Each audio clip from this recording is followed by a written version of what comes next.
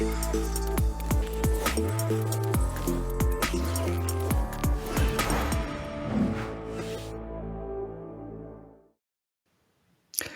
wonderful good morning, good afternoon, or good evening, depending on where in the world you are and have joined us on this wonderful Tuesday. My name is Dirk Hartig, and as you can see today, you cannot see me. I'm having a bit of technical difficulties. My camera decided to give up on me just this minute. So in today's shows, you will have to listen to my voice, but not see me. I'm very sure tomorrow we'll have things handled and you will be able to see me again.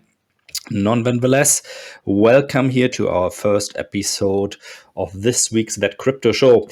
Before we start, quick risk disclaimer. As always, this webinar is brought to you and provided by the PrimeXPT.com research team. We are all experts here. We do very profound research. Nonetheless, this is not meant as financial advice. Everything presented to you here. And it's important that you do your own due diligence and that you come to your own decisions. So our mission really here is to educate you to make better informed trading decisions. All right, let's jump in. Today, we really have just one topic on the slate, and this is what happened in Bitcoin. Those of you who have been following this show already for a while now, for the last 1.5 weeks, know that I had been waiting for something that I liked to call a volatility squeeze. And yeah, it happened. And it happened when really nobody was expecting it. And it happened to the upside.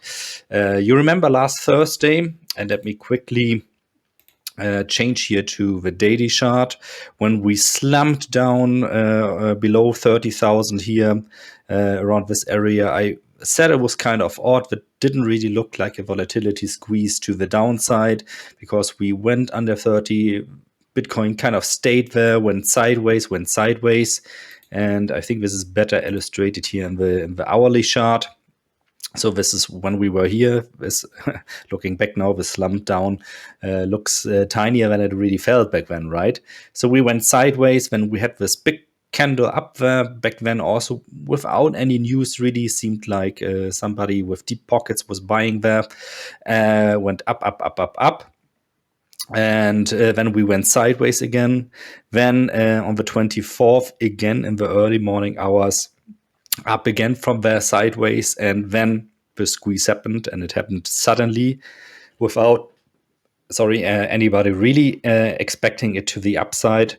Yeah, with Bitcoin making a move of almost 15% to slightly over 40,000 US dollars from around about 30,600 US dollars. And as always, the market has been looking for a reason for this to happen. And this is kind of funny because when I looked into, I didn't really look for a reason why this happened, but I wanted to look in how the news is covering the whole thing, what they are coming up with an explanation. And there were two things really that popped into my eye. First of all, there was a user on Reddit calling this short squeeze. So somebody said in 4 hours before the squeeze happened, there will be the biggest short squeeze in history for Bitcoin in roughly 4 hours, and you will like it. Short squeeze meaning people, traders are liquidated out of their short positions. So meaning maybe you or that person or that group of people, they were short, they sold Bitcoin in the hopes that Bitcoin goes below 29,000 to this target zone of 20 to 22,000 we were talking about the other day. And then by the end of the day, this didn't happen. So instead, we went up, ever so slightly up until they were forced because of a margin call out of their positions. And supposedly this is what happened here.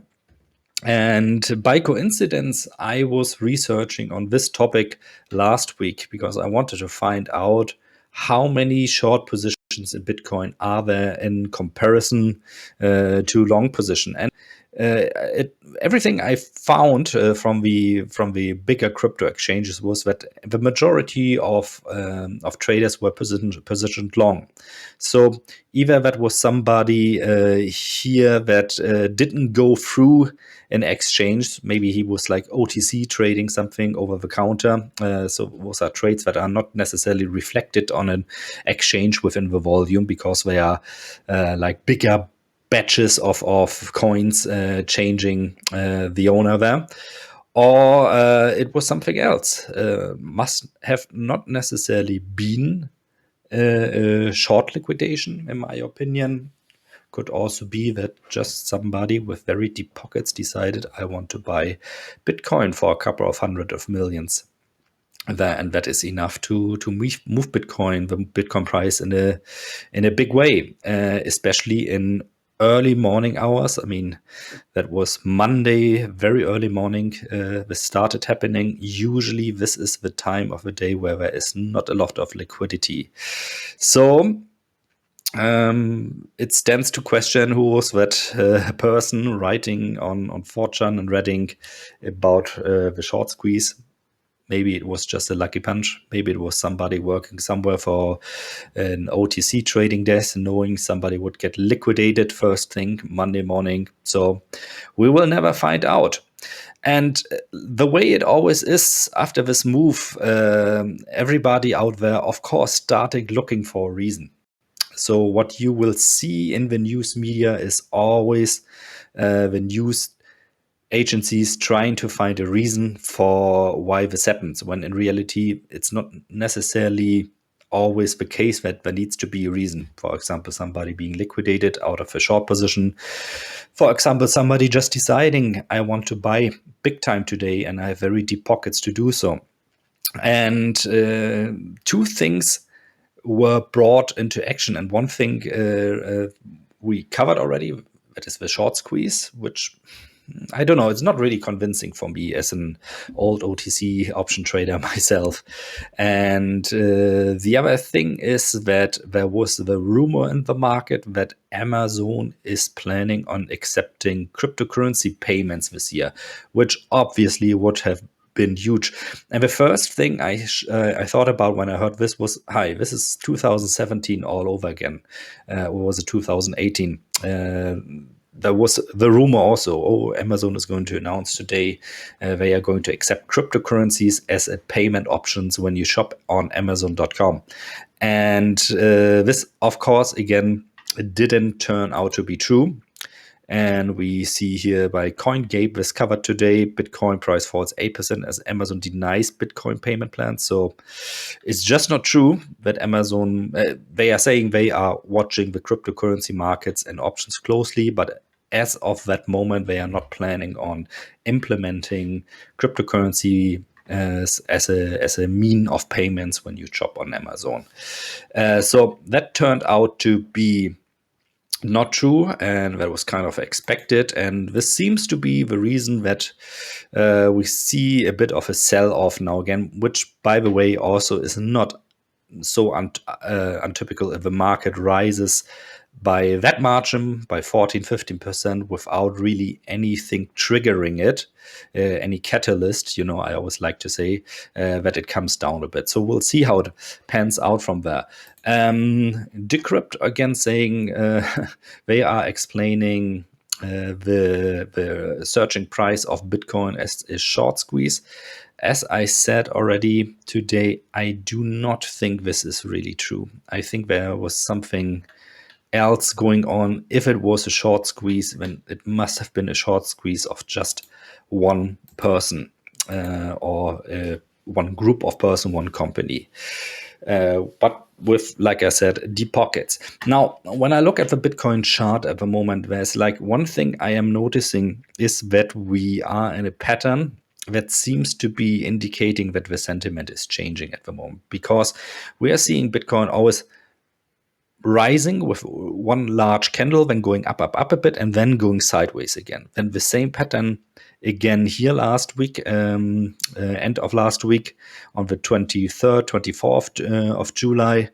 Then the same pattern, at least to the upside, repeated again early yesterday morning, with yesterday going up again. Okay, this morning we're a little bit lower again. And it seems like the sentiment might be changing a little bit. This is still the sentiment from yesterday. Let me see if that was updated already. Seems it like it was. Oh no, still July 26. But you can see yesterday the sentiment, I think that was yesterday evening, was at 26, which is still a fearful sentiment for cryptocurrencies, for Bitcoin in particular, meaning still the market is probably going to overreact more to the downside on news.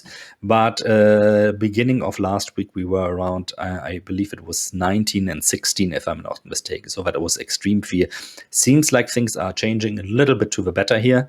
What does that mean for our trading strategy? That would normally mean, if we are in the area of extreme fear, that we would prefer to trade short positions and not look so much of engaging in long positions.